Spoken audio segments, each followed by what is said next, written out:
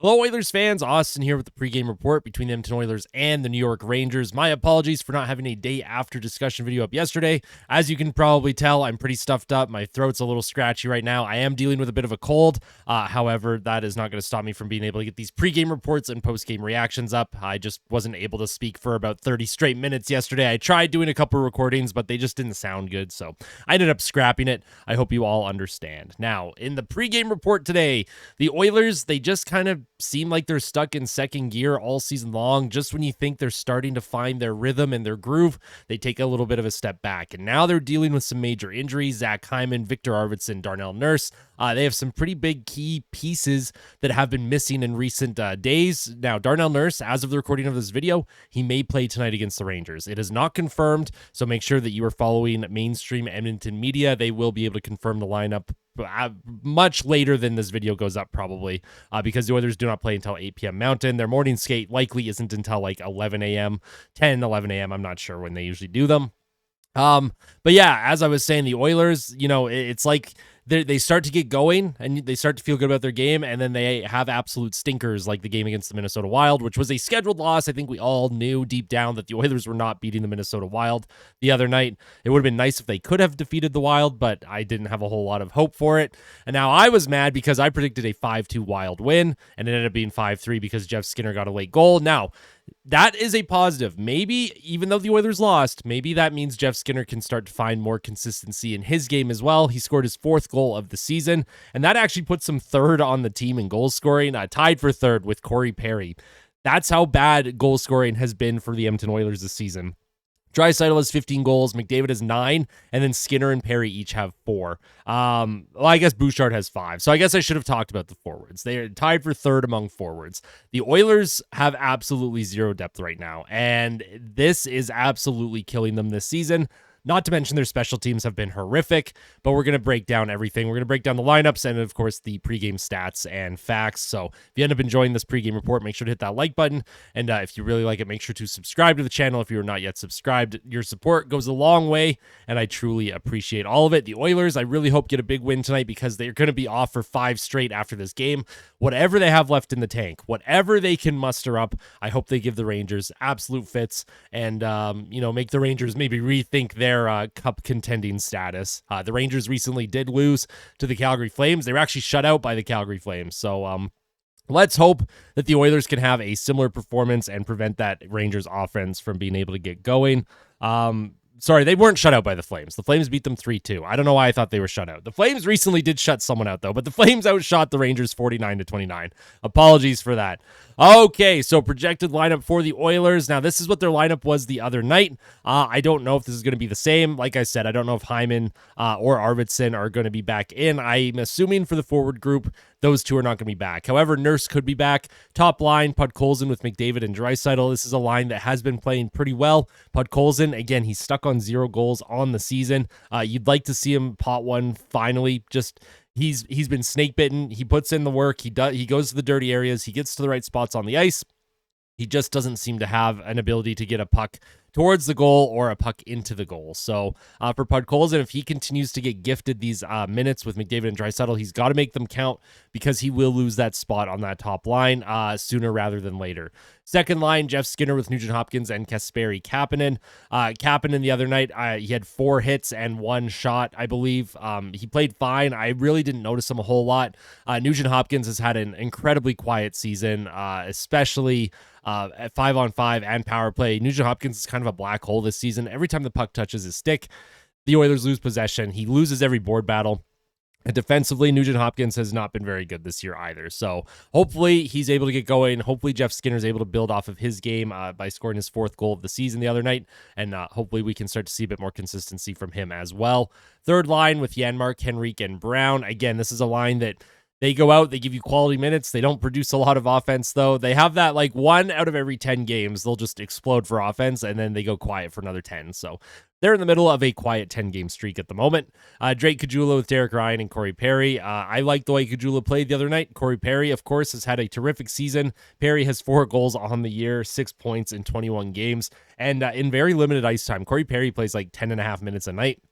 So Corey Perry, there's a reason why every now and then you see him bumped up to the McDavid line or the Nugent Hopkins line, because he is versatile. Yes, he doesn't have the foot speed anymore, but he is able to contribute positively when he is on the ice. He has very positive on-ice metrics, so that's good to see. And the fact that a 39-year-old, almost 40-year-old winger is outperforming most of the Oilers forward group should actually be embarrassing for the rest of this forward group. Like, these guys got to get going. There's absolutely no excuse anymore. It's November 23rd. Like, if you don't get going now, the team likely won't get going in the future. And I don't want to sound negative, but the odds are against the Edmonton Oilers here. If they do not win this game and if they continue to fall down the standings, the odds are against them getting back into a successful position to make a playoff and a cup run. So we got to find a way to get some positives in this team, find a way to get some goal scoring from guys that we, don't see a lot of goals from, and try and get something positive out of their games before this 5-day break. On defense, Ekholm with Bouchard, that is the top pair. Kulak with Emerson, Brown with Stetcher, and then Nurse and Dermott are the extras. Again, I put a little star next to Darnell Nurse's name. He could play tonight. I'm not 100% positive. It sounds like he's pretty close to returning, so we'll see if he ends up in the lineup. And then goaltending, it has been just horrible all year long. Again, Stuart Skinner, like I said at the beginning of the video, the team is stuck in second gear. Stuart Skinner is stuck in first gear. Skinner has not been able to get going at all this year. He has one good game, and then he follows it up with about 4 bad games. And then he has one good game and then 4 bad games. Stuart Skinner, it's not good enough right now, and he knows it's not good enough. I'd like to see him just have a strong game, build some confidence, build some positivities heading into this 5-day break. And hopefully the 5-day break is a good reset for a lot of these players. Hopefully a lot of them have vacations planned, go to the Bahamas, go to Mexico, go to Cuba, go to a tropical destination, and just clear your head for a couple days before coming back and getting ready for that long winter grind. And it is winter now, by the way. If you live in Alberta, so much snow. It is very cold. I do not enjoy this whatsoever. Game day predictions. The New York Rangers, in their last 10, they are 6-4. Their record is 12-5-1. Expected goals for on the season, 51.49%, which ranks 13th in the league. Their power play ranks 8th at 23.9%. Penalty kill ranks second at 88.1%. Goals for per game, 3.5, which ranks 6th. Goals against per game, 2.44, which ranks 5th. Corsi for 48.11%, which ranks 22nd, and shots for 48.43%, which ranks 22nd. So the Rangers, for the most part, at 5-on-5, they play pretty evenly, if not give up a little bit more shot attempts and shots on goal than their opponent. However, this is a team that relies on quality over quantity. This is not a team that is going to absolutely dominate you with the possession metrics, and their special teams are very strong. The New York Rangers have a strong special teams. Their power play is very good, led by guys like Panarin. They have Kreider. Lafreniere had a hot start to the season. He's kind of cooled down a little bit. Vinny Trocheck, he hasn't had the start that I think a lot of Rangers fans were hoping for, but they have a lot of talent. Mika Zibanejad is also another player that has really struggled this season for the Rangers, so hopefully the Oilers are able to keep him at bay because we all know how good Zibanejad is. He's a terrific player. And then, of course, on defense, they have guys like Adam Fox. They have Schneider. They have Jacob Trouba.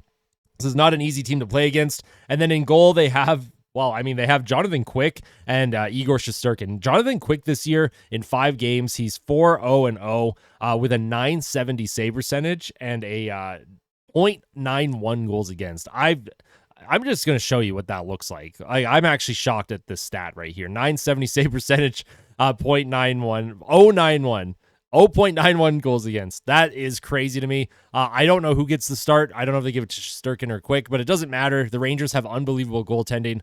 I really hope it's actually not Jonathan Quick. Even though the Oilers have owned Jonathan Quick in the past, this is a goaltender that I really don't want to face tonight. The Oilers, they are 10-9-2 on the year, 5-4-1 in their last 10. Expected goals for 54.22%, which ranks 3rd. That expected goals for has been dropping steadily over the past couple of weeks here. At one point, it was near 58-59%. Now we're down to 54.2%. Their 5-on-5 high danger looks are starting to come down, and the high danger looks against are starting to climb up, and that is very directly correlated to the injuries that this team has had recently. Their power play ranks 22nd, 16.7%. Penalty kill, 31st at 69.2%. Although the penalty kill has not given up a power play goal against in, I think, 4 or 5 straight games now. So the penalty kill is starting to come around. It is regressing back to the mean. That power play, though, has not found a way to get going. The power play could have made a difference against Minnesota Wild. It did not come to fruition. So hopefully the Oilers are able to score a power play goal or two tonight against the Rangers, despite the Rangers having the second best penalty kill in the entire league. The Oilers only scored 2.76 goals per game, which ranks 20th, and they give up 3.19 goals against per game, which ranks 18th. Their Corsi for ranks second, 55.73%, and their shots for ranks second, 56.40%. Player to watch tonight is Leon Draisaitl. He leads the league in goals, and he has played the best hockey of his entire career, in my personal opinion. He has stepped up this season. After signing that big contract over the summer, it doesn't kick in until next year, but he has come into this season, and he's been on a mission. And if he has not been playing the way that he has all year, the Oilers are likely a bottom 5 team in the league right now. He and McDavid are definitely the ones who are dragging this team over 500, and he is my player to watch before this 5-day break. But my score prediction, unfortunately, just based on the on-paper matchup here, and how many injuries the Oilers have, and the fact that this team just can't seem to get any kind of offense or scoring depth going, and defensively they look pretty porous at times, I'm going to say 6-3 Rangers. This is not a prediction that I'm happy to make. It's like the Minnesota game. I didn't want to predict a 5-2 Minnesota win. This is just one of those games where I do worry about the depth showing up. I do worry about the Oilers' defense, and I mostly worry about their goaltending. If Stuart Skinner shows up like Game 6 Stuart Skinner from the playoffs, that's great. The Oilers are going to win. But if he shows up in any other capacity tonight, if it is him and net, even Calvin Pickard too, it doesn't matter. The Rangers are going to absolutely feast on Edmonton, and hopefully they can get a win. We'll see. We'll see. Let me know your score predictions and your player to watch in the comment section below. And as always, thank you so much for watching. I truly appreciate your support. I will have a post-game reaction after the game tonight. I am not able to do a live stream. I was hoping to do a live stream commentary tonight. My original work schedule, I was going to be off at 8, so I would have started a live stream probably 5 minutes into the first period. However, my work schedule got changed. I now will not be home until 9:30, so I'm going to miss the first half of this game. So hopefully the team is able to show up, and we have a lot of positives to talk about in the post-game reaction. So I'll see you after the game. Thank you all once again for watching. Truly appreciate it. Tell someone that you love them for me, and always fight like a kid, fight like Ben. Let's go Oilers.